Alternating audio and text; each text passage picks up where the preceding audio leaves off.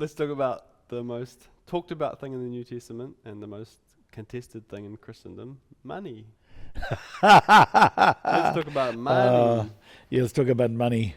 So maybe let's start with trading.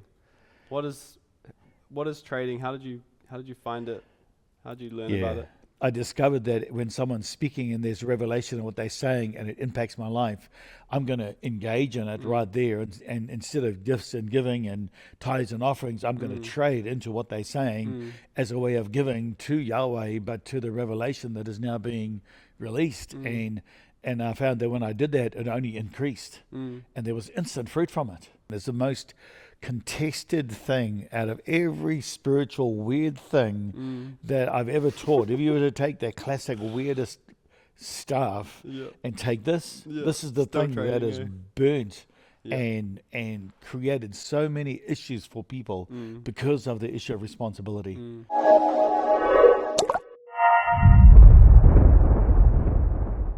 Welcome everyone to Hope for the Future. How you doing? I'm doing really, really well. Really so excited about what's coming up for us and things that have happened over the last several months of the conferences. And so, excited about Thunder Academy. We have that coming up, and I'm just so amped and looking forward to having the people with us for that 4-week period. So that's really cool. Sick. Well, let's jump straight into it. Let's talk about the most talked about thing in the New Testament and the most contested thing in Christendom, money. Let's talk about money. Let's talk about money. So maybe let's start with trading. What is trading? How did you find it? How did you learn about it?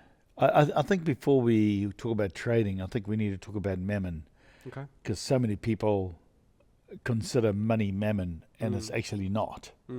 And I think that there is a very much a place for the blessing of Yahweh to sit on us. I find that for me, so much in Christendom is about poverty and about not living in abundance. And I can't find a single scripture where it says that Yahweh rejoices in the poverty of his people in any form whatsoever. And yet there's so much in Christendom about going without and not being, and I understand that.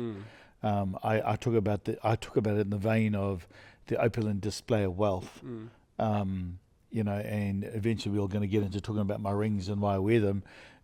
For me, it's not an opulent display of wealth. It's a technology that Yahweh has unlocked for me for the mandate He's given me and what I've gone through to come to that point. However, so let's just talk about Mammon. Mammon is not money. Mammon is riches. So when the word says that it's the love of Mammon that's the root of all evil, it's not the love of having money. It's the actual love of money that creates a problem. And the other side of that coin of Mammon is riches. So riches and Mammon are the same coin, just two different sides. However, you can be very rich and still be tied to Mammon. And you can also be very poor and tied to Mammon. True. And the same way you can be extremely wealthy and not tied to Mammon, and extremely poor and not tied to Mammon. Do you think the poverty mindset is tied to Mammon? Absolutely, without a doubt. I think that's the root. And so what is poverty mindset? For me, in my opinion, poverty mindset is never being able to have enough to do what you need to do and always wanting more. Paul said in all things he's content, whether I'm rich or poor, whether I'm a slave or not a slave. He said in all these things I just rejoice. And I think rejoicing in what you have is the key to loosening the shackles of Mammon, which is the love of it. Yet I know people who have so much, there's never enough. I mean, if you look at, I think the Bilderbergs, when in 1930s, when I think, and forgive me if I have the wrong person here, I can't quite remember, but he was asked a question, when is enough? And he said, it's never enough. And he was a multi-billionaire at that stage and that day. That's Mammon. And so, do you think Solomon struggled with Mammon? Or? No, not at all. I don't think he did, because of the open display and also because of the distribution of what he did and what he was able to do through the riches that Yahweh had blessed him by having everyone seated at the same level, having the same clothes in his court, having like he was no different than those that were around him. And the object of a rabbi isn't, their idea was not to show themselves above those that they were discipling, but to help those that they were discipling to come into the abundance that they enjoyed. And that's what Solomon was. He was a rabbi. So if we consider that and understand that the poverty mindset is an enclosing to want less so that you can be proud of not having enough, that is poverty mindset, and that is mammon to the max. I value very much what Yahweh has given us. So with that as a background, let's just talk a little bit about money, trading, all these things. So I've done lots of teachings on it, on the different structures of the slave, servant, steward, son steward mentality, and the difference between what each of those are in a 2-minute synopsis. A slave, which is really one who doesn't have to make a decision on their own, but just does what they're told, is a tither. The fruit from tithing, I don't see for 35 years. And I can honestly say that. I don't know, I'm not the only one, and I've talked to many people who've done tithing for years and years and years and don't see anything come from it. And that's because there's no weight of responsibility to think, I have to give 10%. There's no decision in it, you just do it. And that's very much a slave being told what to do. A servant considers what their master wants and tries to be more active in what they do. And so a servant what is what I describe as gift and giving. So in church age, you had tithes and offerings. In the kingdom age, you had gifts and giving, which is really supposed to be, in theory, more than trading, than tithes and offerings. And so gift and giving was in the place of abundance, and out of that abundance you also give, you give in abundance. So a slave then, a servant then has a capacity to think more about what their master wants instead of just responding to what they told.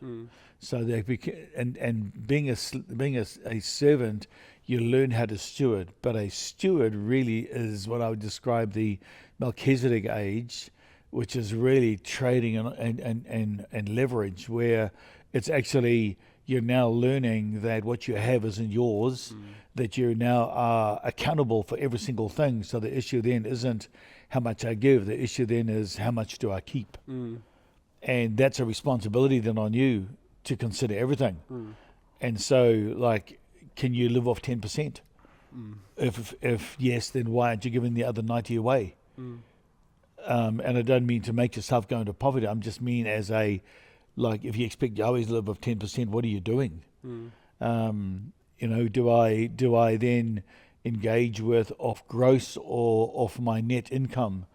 For me, in what I'm doing currently, for me to trade and leverage off my net income would be ridiculous because of the money that goes out for people that I'm accountable for finances to support them. So what my wife and I have, we trade, and one of the things that trading and leverage does is to show yourself generous.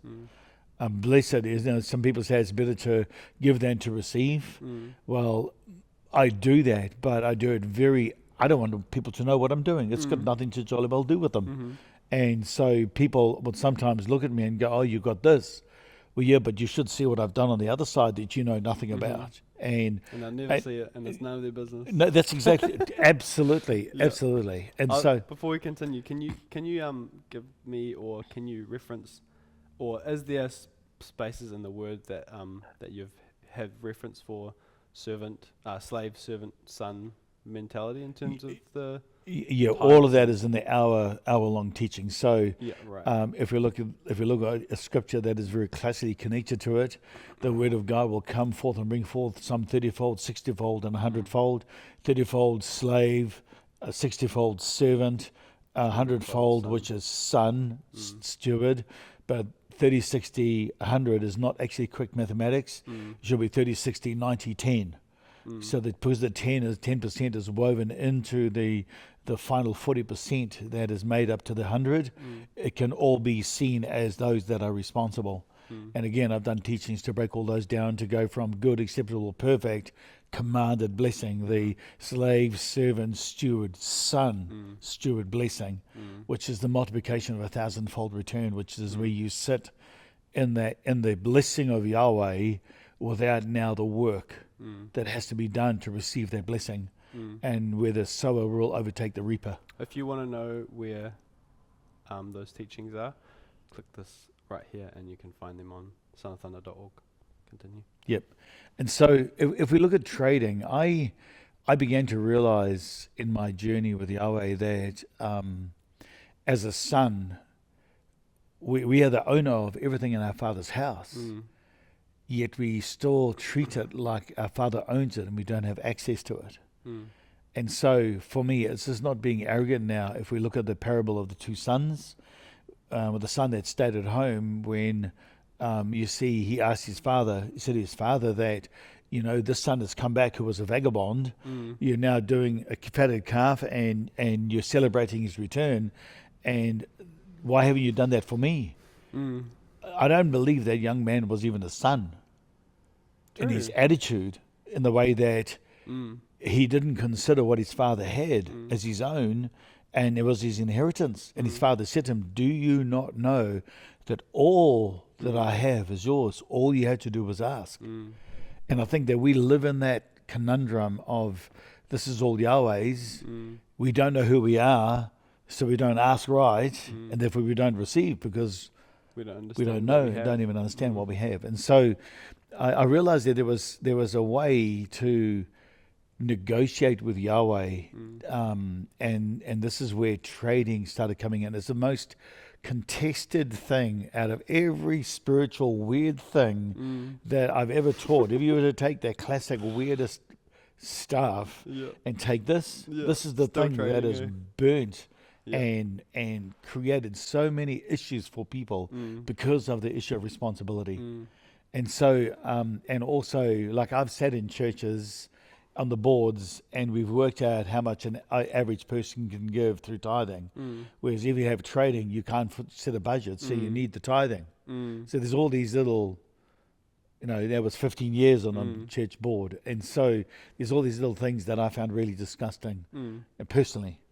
And so when I realized that trading was a thing for us to be able to do, and trading really is the place of exchange, where I give and I engage in a place out of willful, attentive, faith-driven desire process to give with all of that realm activated into what I'm doing. And that's trading in a major way. And I also learned that when someone is speaking or someone is saying something that is really impacting, that I want to engage with that at that point while it's fresh in my head, to unlock the truth of what they're saying. So there's fruit coming from this here now, that with all these years of trading to what's happening with me now. I wish I had a piece of silver right now. Which has been fascinating for me. So I discovered that when someone's speaking and there's revelation of what they're saying and it impacts my life, I'm going to engage in it right there. And instead of gifts and giving and tithes and offerings, I'm going to trade into what they're saying as a way of giving to Yahweh, but to the revelation that is now being released. And I found that when I did that, it only increased, and there was instant fruit from it. Before we continue, when you say, so you've traded into something that someone said, whether it's about finances or anything, and you said you've seen fruit from it, are you meaning monetary fruit, or just fruit meaning, what do you mean? In my own life, the unfolding of the revelation that they've talked about, financially, I've seen that Yahweh has only unfolded the treasure room of heaven for me in a greater way in financial blessing. My wife and I will give away a large sum of money, and we'll find something happens somewhere, and we've given away, it's just returned into our account by someone else returning to us, and it doesn't take years for like you did it felt with tithes. Yeah, and so that's trading, but leverage was the thing that I discovered just in my walk and journey with Yahweh. Of course, there's scriptural basis for it and some of the things that we've taught on over it. But for me, I discovered that I could engage very purposefully, willfully, and attentively in faith with desire locked into it. And years ago in church life, we used to call it a memorial offering, where there was a memorial stone that we set up as an anchor to engage with in the future. And we've seen Yahweh do this for us time and time again. But I recognize it wasn't just a memorial for yesterday. It was leveraging something for the future to unlock. And of course, the cult world does this all the time, and we don't see it. But so I would purposely engage as a priest, reaching into the future to see something, and then I would leverage here in trading to engage in that now in my day.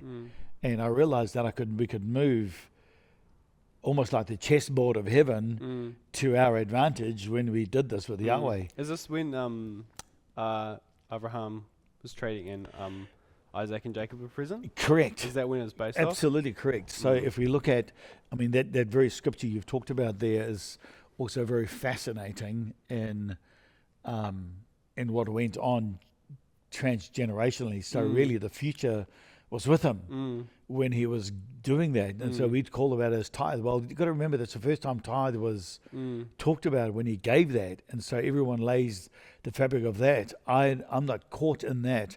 I'm caught in what Yahweh is doing now, which is far more than that. And so my wife and I have always treated, Kay and I have always treated our finances in that arena, and been, I would say, very succinctly responsible for ensuring that we follow protocol in some of these. I'm trying to say a lot without saying much. I don't want people to know what I'm doing, and what we do has got nothing to do with them. And I think it's just good to hear the foundations of what you believe in trading. With it also is Terumah. Terumah is something that the Hebrew people did in the early culture, which was really to acknowledge their rabbi. And so I found Terumah has unlocked more for me than any other form of giving in any way whatsoever. And it's not just me; it's so many people that have engaged in process with it. And so that when Christ talked about, when a man has a light eye and a dark eye, it wasn't about sin or corruption. It was actually what him and Gamaliel believed with regards to what is given to a rabbi 1/40th of a day's wage or 1/60th of a day's wage. What they considered a dark eye was anyone who gives less than 1/60th of a day's wage had a dark eye, and therefore their eye was caught with Mammon. And so light eye was one who gave up to 1/40th of a day's wage or more, whose eye was light and full of light. And so it's such an interesting little play in the passage of scripture there. And so and understanding that, realized that Terumah was very, very important. Of course, they used to do that. That's why the rabbis were multi-billionaires, according to today's structure of finances. Rabbis are multi-billionaires? Oh, completely. They were very, very wealthy men. Because there was only a couple of rabbis. It was only ever three. Yeah, at any point, right? Yep, there could only ever be three. There was three rabbis in Christ's day: Yeshua himself, Gamaliel, and Hillel were the three main rabbis in Yeshua's day. And you have every Jew giving 1/60th. Correct. Probably 1/60th. No, more than one. No, 1/40th, up to which is more. Yeah. Let alone tithes and offerings or anything else. Gifts to them. And you got every Jew in the whole world giving all of that to Correct. three people. Totally but Jesus correct. was a poor man, was he not? No, he was not. Give an example. It's amazing for me how Christendom has said things, about about Christ, how he was very poor. It doesn't say he was poor. He hung around with poor people. Why? Because he had the provision for it. He didn't need his money. He could make it appear. But he used his money in a very wise way. That's why he needed an accountant, a treasurer to look after his money. It wasn't because he was poor. It was because he was extremely rich. Also, he wore a garment that was equivalent to 1 year's wage. Just one garment. Yeah, and wow. so, 50 grand coat? 150,000. I mean, what is the average now? $210,000 a year per for household, maybe. Yeah. per household. So, $210,000 garment. Imagine if you showed up with a $210,000 garment, what it would look like. Sick. But you only had one. Yeah. And so, for me, also in Scripture it says when Christ said to his disciple, "Go to the innkeeper and tell him the master has need of the upper room." We've kind of gone, they were given instructions to go and they were happy to have Christ there, and he was well, actually what you don't realize is Christ owned the inn. That's why he said master. He didn't use rabbi, he used master. I want this. Yeah. And so he owned real estate within Jerusalem, although it's not talked about very much. So the Antioch church, of course, reflected that when it says they went about from house to house breaking bread. None of them lacked anything, and they all had houses. Yeah, that's good. Like that's the common denominator of how a community functions, who is fully manifesting the provision. No one had debt. Everyone had everything they needed.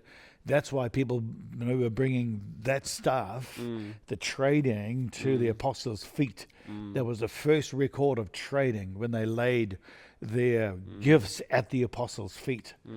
And and of course you had Ananias and Sapphira, which is why you don't come into that arena with Mammon hooked around your head with a show to other people to see what you might do.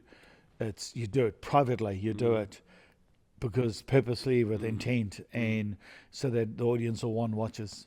The last thing I was wanting to talk about, well, actually, before we move on, you said earlier that Solomon was a rabbi. Well, of course, he's a king.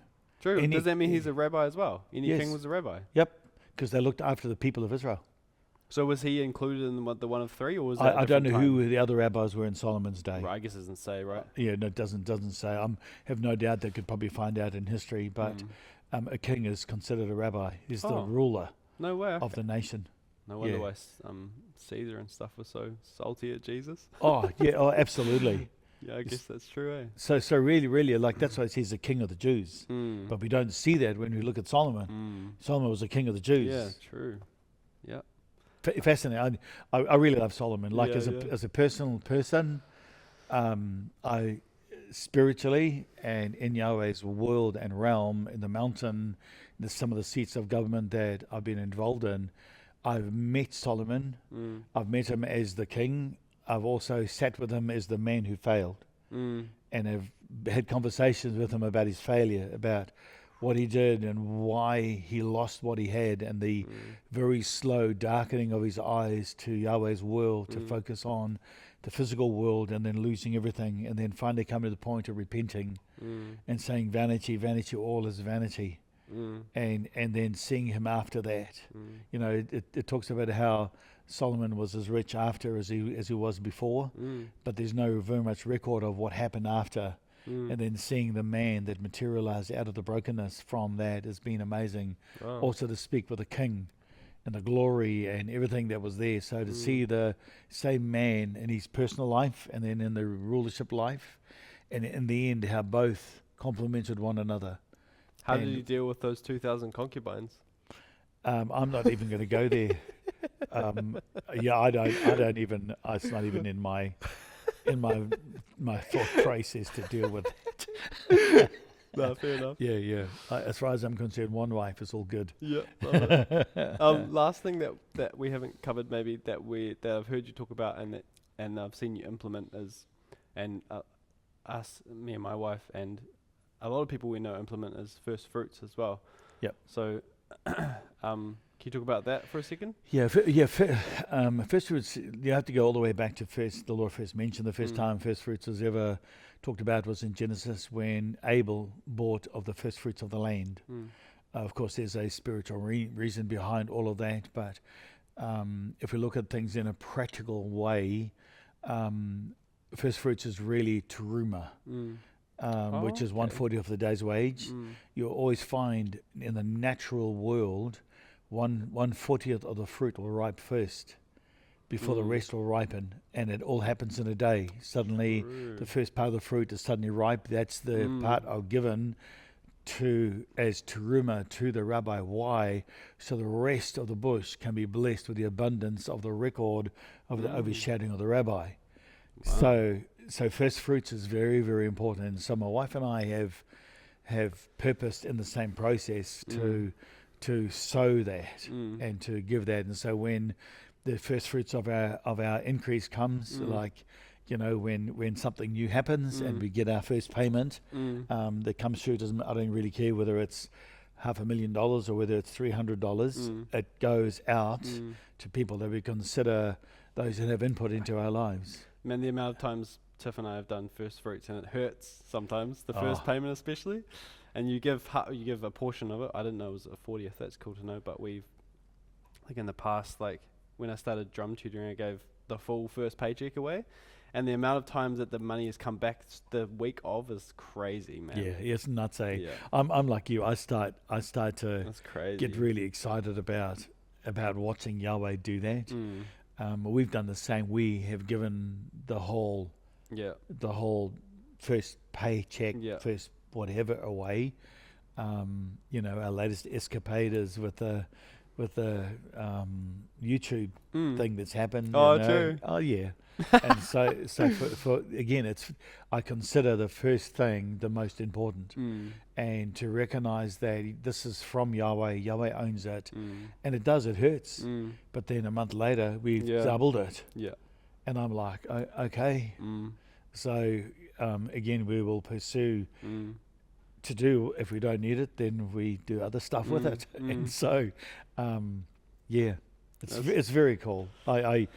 So first fruits is very, very important for the rest of the tree to be blessed. So you'll find also when the owners of land in Israel, they would harvest their fields, but they would leave 5%, the first fruit, they would leave 5% to feed the poor on the land, recognizing that Yahweh gave them the abundance of the land.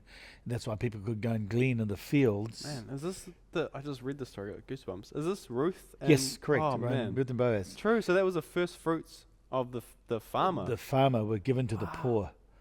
So that's cool, like man. It's really fascinating when you see some of the background to what they did. They would then, but then of what they harvested, they would also give first fruits. So that's why Yahweh can take care of the poor by you doing what you need to be doing. That's why they could go and glean and do all those things, and then, you know, process for that. So you know, there are things like when we, how do I say this without saying stuff? When we run schools, when we run conferences, there are times when I just say, well, I think this person needs to come as the first fruits. So how many do we have? Oh, yeah, this many. Maybe we need to be doing this, you know, to help people who are less fortunate. You know, and we do that everywhere. That's just our personal choice. And so, again, people don't know about this. I don't care. It's not my problem. Yeah. They handle their own stuff. We just walking circumspectly before Yahweh. That's cool. So now that we've talked about so many things, tithes, offerings, gifts and givings, trading, leverage, first fruits. Do you want to talk about your rings? Because obviously you were talking earlier about opulent displays of wealth, and personally I don't find I mean, Solomon had lots of gold. I don't personally have a problem with gold, but people in the past have had a big issue with jewellery and gold. And I mean, you used to wear an earring. And you used to have a big lip ring too. No, you didn't have a big lip ring, but you could have one. I thought about a big fat big gold nose ring. But I mean, yep. I could get a gold one. Tell me about the rings. Okay, so there's a massive story behind why I wear all of these and what I have with them. And it all started off with another ring I used to have. They used to wear in this finger, which was a big topaz stone in a ring with 4 diamonds that were set as the crown on either side of the 4 points of it. Wow, massive background history to that thing. I was in a learning.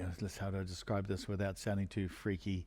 I was in a It's too late for that. Yeah, no, it's too late. 25 years that's too late. true. That is absolutely true. Okay, just in case someone's new who's listening to this. Okay, so if you're new, Ian's pretty freaky. Yeah. So I was in a place in the mountain of Yahweh, learning about the court governmental system of heaven, how it operated, all the 10 different courts that we can function in and have a part of, the observation of the processes that are associated with that, the protocols that are required for us as a son. I'd gone through a 10-year, whatever year-long process for all of that stuff. And this is all in the spirit, eh? Yeah, well, in Yahweh's world, not just in the spirit, in the kingdom, in Yahweh's mountain, learning about the judicial governmental system of heaven, because a prince needs to know about that to become a king, to rule and understand those things. And of course, the connection with the 7 spirits of Yahweh and everything that had gone on with all of that. Going through tutelage, which is where I met Abraham, I met Moses, I met some of these men in the word that we have as records of the engagement with Yahweh. And so at the end of that process, I was received into a court to receive my mandate to be able to govern in these courts and to have an input now, not just an observer. And I went through an ordination process for that. And this was 25 years ago, when, of course, none of this was talked about anywhere. Now it seems to be very common in church age, or in church life, kingdom life, churches and stuff. So in that ordination, Yahweh said to me that I would receive a blue stone from the hand of man, from the Father, as a symbol of the power of eternity and right to rule in a court. And I was like, okay, I don't know anything about stones or whatever. I'm like, okay, Yahweh, thank you by faith, have the ring on. And then I was at a massive big conference in Singapore years ago, and with a whole lot of pastors, and we were praying for people. And this guy, to this day, I have no idea who he was, walked up to me and said to me, Yahweh, which is like looking back now, knowing where I am and what's happened, Yahweh's asked me to deliver this to you. And he put this cotton wool ball wrapped up in toilet paper of all things, cotton wool ball in my hand. And I said, thank you very much. And he bowed like this and walked off. And I'm busy praying for people, so I held it in my hand, pray for all these hundreds of people, when the days we used to do that thing in the days of war. And so pleased Yahweh's moved us. Anyway, and so at the end of the night, I didn't let it go because I didn't want to lose it. And so I had it in my hand, got, of course, sweating, got really quite wet. So finally got time to get into my hotel where we were staying, hotel where we were staying, and undid it. And it was a ring that was gold, had a massive big blue stone in it with 4 diamonds on it. And so that was the exact ring? Ring. Oh, I thought you just got the stone, but he gave you the ring. Whole thing. And I've got big hands. And it fitted my hand. No way. Perfectly. I thought you had that resized. Yep, I know. I slipped it on my finger and I was like, the blue stone, Yahweh, you said, now I've got it. And so that's crazy. I wore it for years and years and years. Oh, I didn't even know that was, I thought it was it was just the stone. No, he gave you the whole ring, everything. And so, of course, the history to this as well was this is an heirloom now. It was a record of my personal life, and my family knew this. My son knew it, and my desire was that he would have that as part of his inheritance.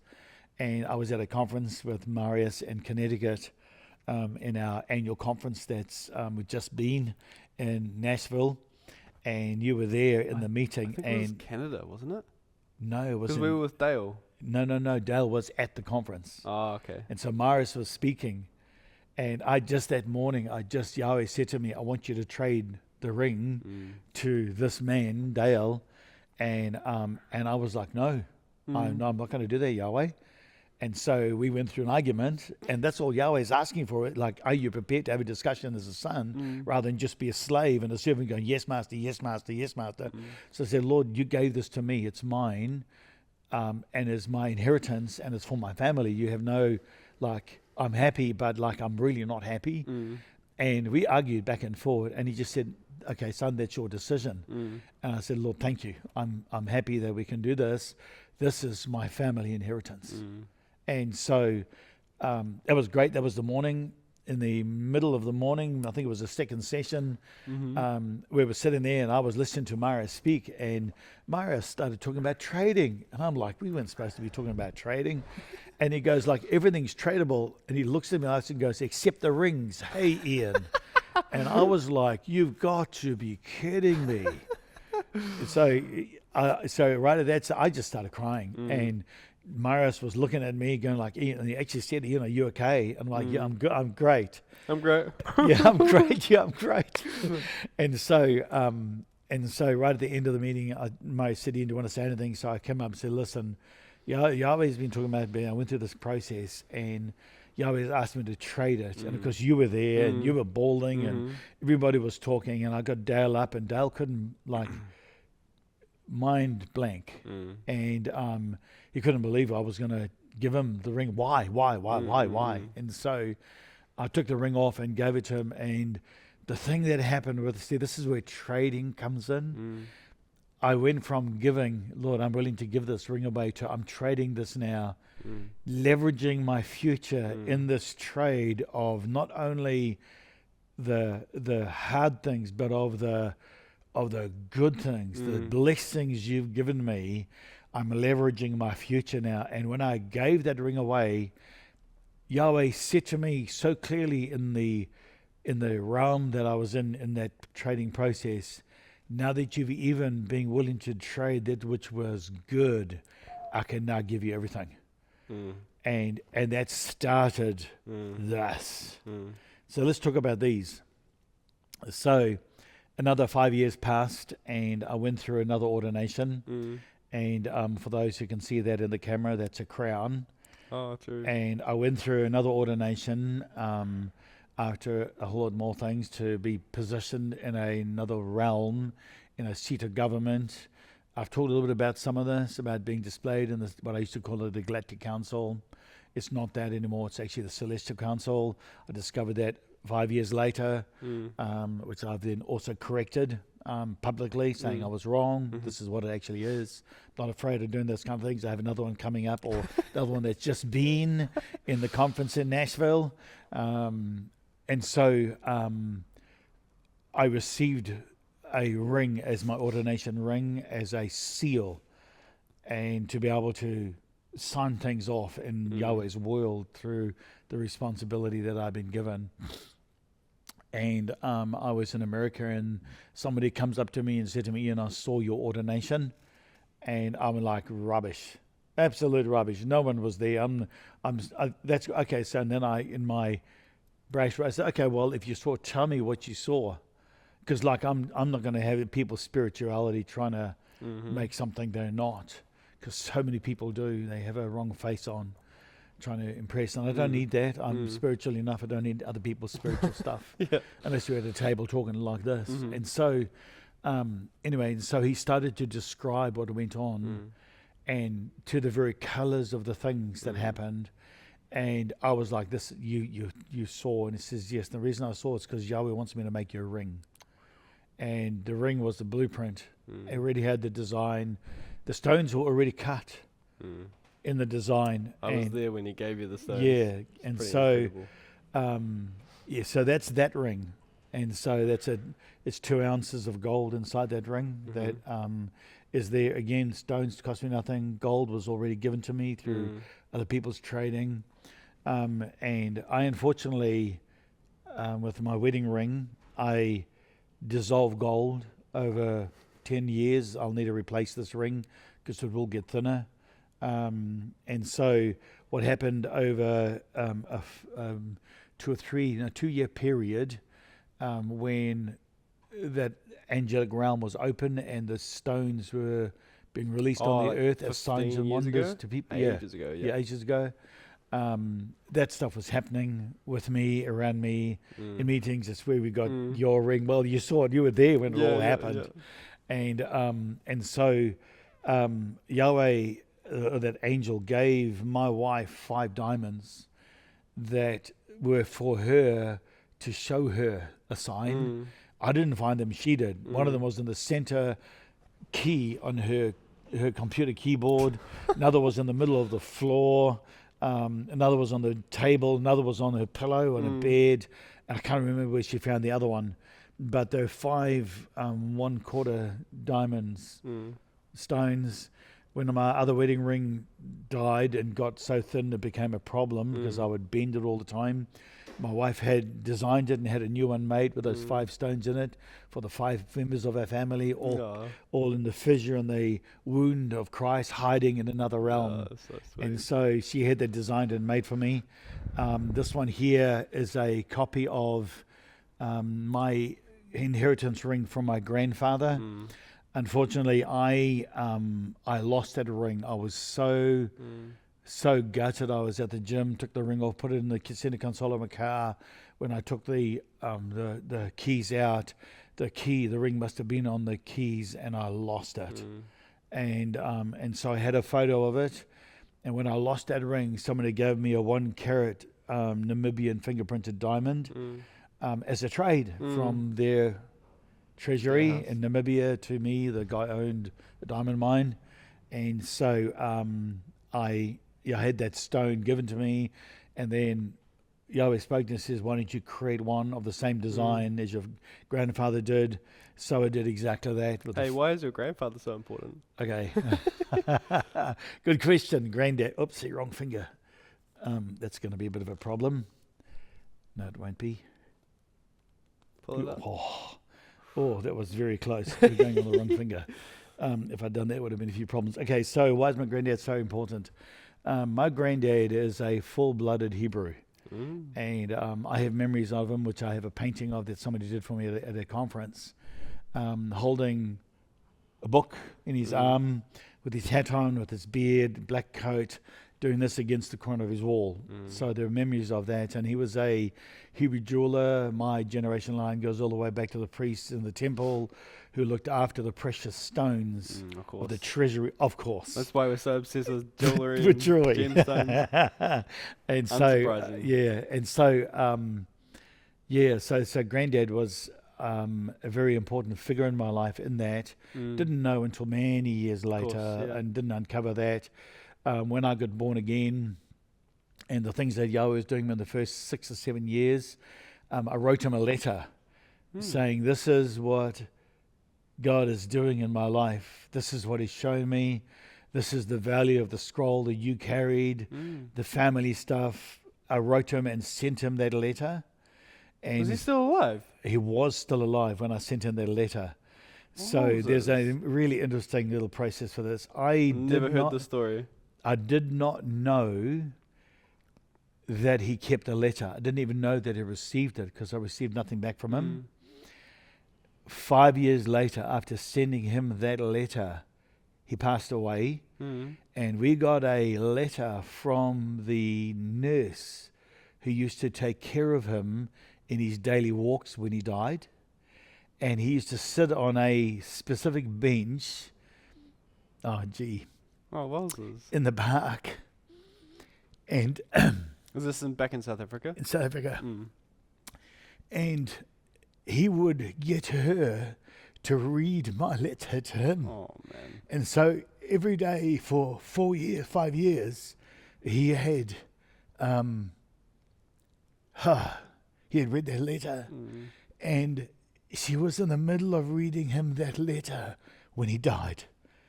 He passed away into the face of the glory of Yahweh.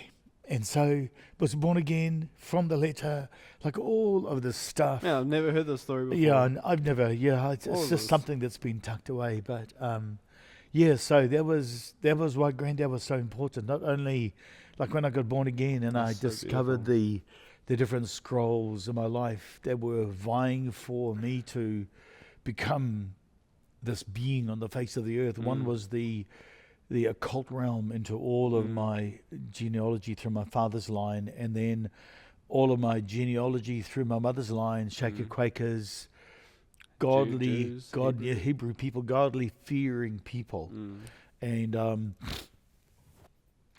so that, I mean, that's what Grandad was saying. Anyway, so that's why I wear this in remembrance of him and his journey as the part of the scroll that he carried, that's now I'm manifesting in the journey in the face of the earth for humanity. Man, that's crazy. Yeah. So he was a Jew. So did he get saved with? Yes, he did. He got saved during the war, and then kind of lost his way. And then when he received my letter, he recommitted his life. The last 5 years of his life, like I didn't know any of this until we got the letter.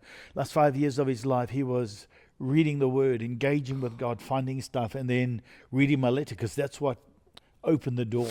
And so he used to sit at my door to access Yahweh's world, and like, just anyway, very, very interesting. So special. Yeah, very, very interesting stuff. So it's really a record of the scroll that I bear record to in my life of my journey now, because of the foundation, and which is, so you got the four faces, you have the ring, the dais, like, I mean, all the stuff that he sat on, I bear record to, except I sit on my own dais now.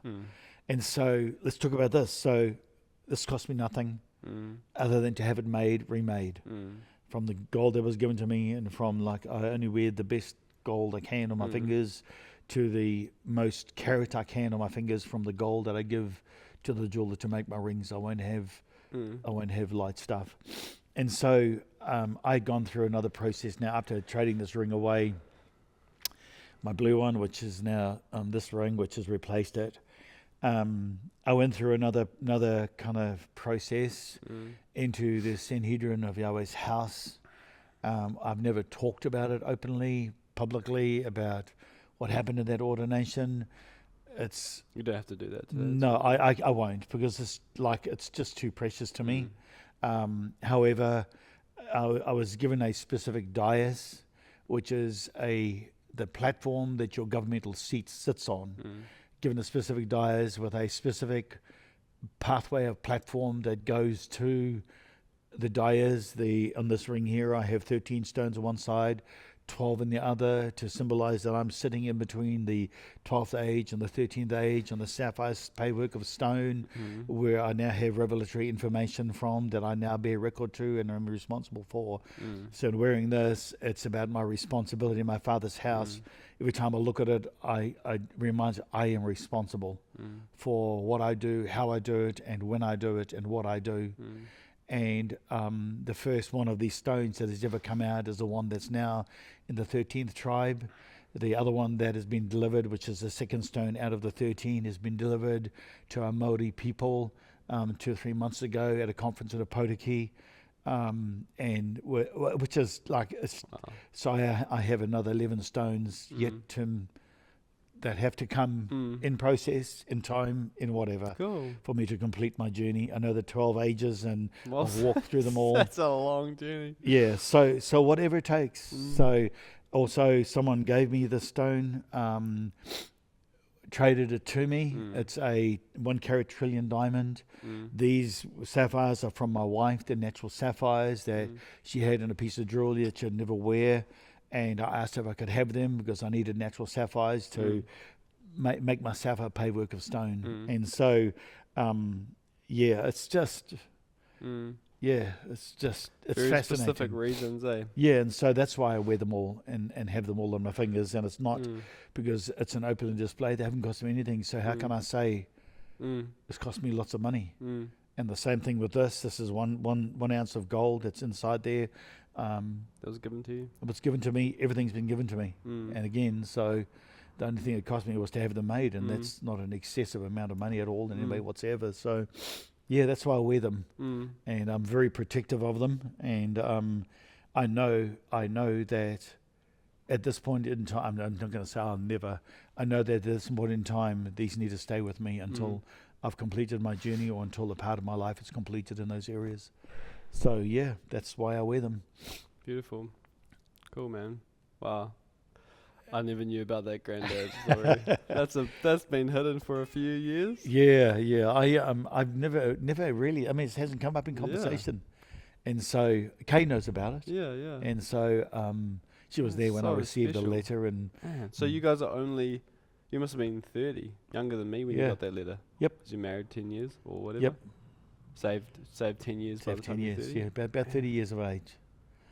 And so I've forgotten all about it until you said what's granddad's important. I was going, oh yeah, that's right. Well, because I obviously knew that he was a Jew and that he was a jeweler, and that family line went back to the temple and the precious, looking after precious stones and all that stuff. But I never knew that story.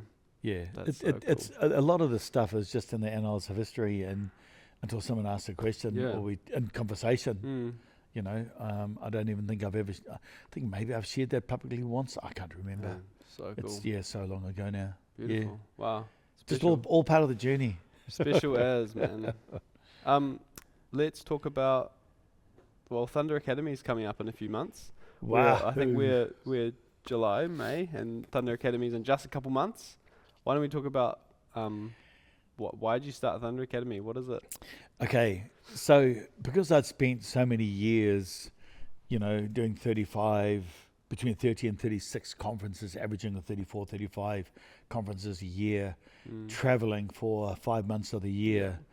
I mean, it was a lot. And somebody said to me, just in passing conversation, why don't you get people to come to you instead of you going to them all the time? Because you and Robbie started Thunder Academy, eh? Yes, we did. Yeah. So what Thunder Academy is, it's a intense 3 or 4 week.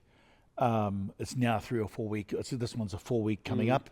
Yeah, the first one was 10 weeks. 10 weeks long, which was really great, and we're able to, you know, I think it was 122 sessions. A lot of development. Nuts.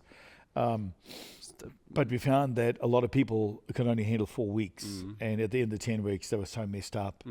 But in a good way, not a bad way. So it's just harder to get time off, I guess. Yeah, and that was part of it as well, that people said to us, can we do a shorter one? And so last year we tried a 3 and a 4 week one. We found that the 4 week one worked better than the 3 week one, and not so many people went to the 3 week one, more people wanted to do the 4 week one. Now, what we've done this year, and we will be doing going forward, is that our annual conference we hold here in our centre will be during that time. This year, it's going to be held at the beginning week. So the students will come on Monday, Tuesday, Wednesday. Then conference starts Thursday, Friday, Saturday. So that they can actually get the conference in as part of the academy school, because it's really great for people to experience a conference in that pretty kind of setting. Special moment of the year too. Like it is. The annual conference. It's pretty special. It is. Yahweh always does something pretty amazing at those conferences. But so we have a 4 week training school coming up for people, and I'm really excited about it. I'm actually quite excited about what I'm going to be able to do with this bunch of people. This year so far, the registrations haven't closed yet, but we've got 21 or 22 people, I think, from memory, that most of them have been journeying with us for some time. So I don't have to cover too much real basic stuff, and there's things I can jump into, which I'm really excited about. So looking forward to that process unlocking for people, and it's exciting. So it's a 4 week intensive everyday school except for the weekends. And during those weekends, one of them will be for academy. The other 2 will be for exploring New Zealand if people want to go out and do stuff. And so, And people can all stay at the same place, I guess, if they want to. Yeah, well, we have accommodation for them for 18 people to be able to stay in one house. And it's a beautiful facility that's there, a massive kitchen, has swimming pool, hopefully have a swimming pool by then, tennis court, barbecue areas, nice, just a little bit out of town, but really within walking distance, 10-minute walking distance right to the centre of Havelock North. Don't you guys do a 24-hour prayer? We do. 24-hour prayer? Yeah, no. More like 24-hour face-to-face? Face-to-face, yeah. I'd rather call it face-to-face than prayer. We teach people how to engage properly through their 24 hours, and so they stay awake for the 24 hours. I don't allow them to go to sleep. They won't rest. I don't give them a break. And so for 24 hours, we start usually at 8 o'clock in the morning. We finish at 6:30, in the morning so people could go home, have a shower, get themselves refreshed, and then at 7 o'clock or 7:30 we meet for breakfast together and finish off having a meal and breaking bread together. It's really a beautiful time. The times we've done it, people have had significant encounters with the presence of Yahweh in their own lives, and we'll be doing it on the third week of this academy coming up, and so people will have a background for it, and it's stunning. I think the oldest person we had in there was Deborah. I think she was, I don't want to say wrong age. We love you, Deborah. Yeah, we love her, and she's been to every school so far. She has. And I've obviously talked to everyone who's done the academy, and one of a common highlight is the 24-hour prayer. Yeah. It's 24-hour engagement. Face-to-face. Face-to-face engagement. And I push to that. The reason I call it face-to-face and not just prayer is because it's a conversation where we share breath, where my breath goes out, the intent, desire, faith, hope in my breath, and the genetics that I release out of my breath, in my vapor of my breath goes out towards Yahweh. He can breathe in all of that. And then engaging with him, I can breathe his breath in to receive his intent, desire, faith, and hope for me in my future and who I am. And so, yeah, it's very cool. It's a wonderful time together. It's pretty special to have a bunch of people coming from around the world to one place for a 4-week intensive.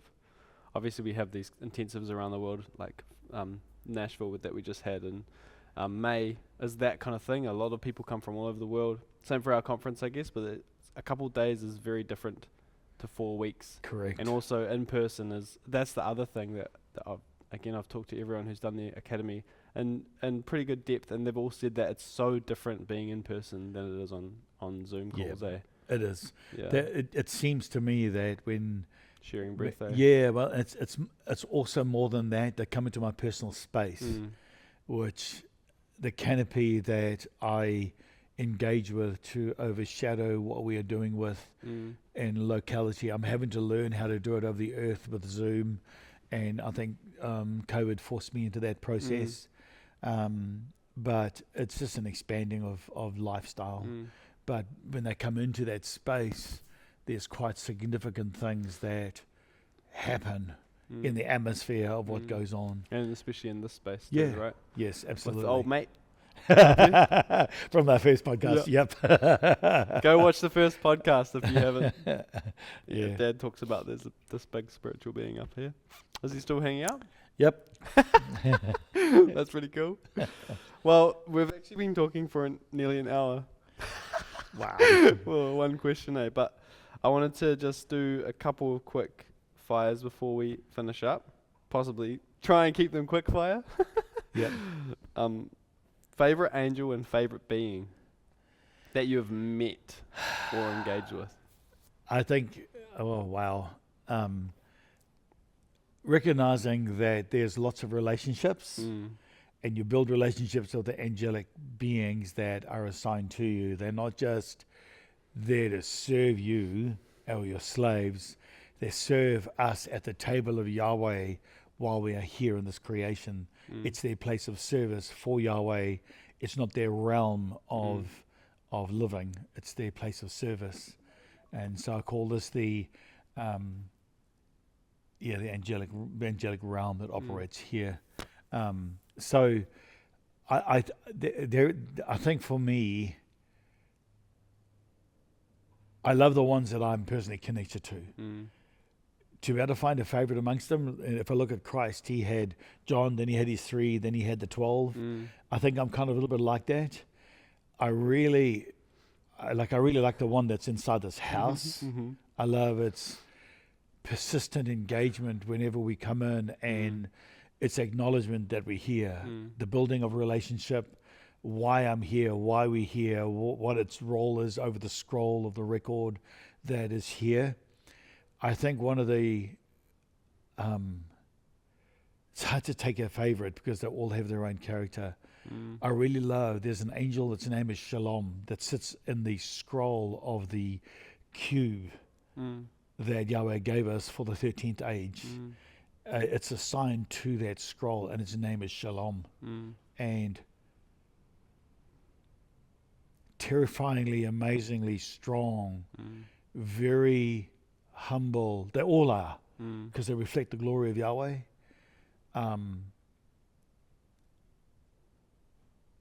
Yeah, I would say that's probably one of the top ones. I couldn't go yes. Of course not. But one of the top ones, and this one here is really amazing. Over my own family home, been with them for so long. Over Son of Thunder Mountain, you know, so there's lots of relationships and spheres, and this isn't to make them all go, oh, look, he likes me better than you. Yeah, of course. Not that would do that. No, but they don't. They don't have a degenerate thought. They just wait for us to get our act together. That's cool. Yeah, I think that would be, special. Nice. What's something you're doing in the Spirit that you haven't taught on? Wow. Quickfire, 30 words. And can you share? All good if you can't. Learning to understand the fabric of the light that is in the breath of a man when he's speaking revelation into existence. I think that's just over 30 words. Yep. That's pretty good.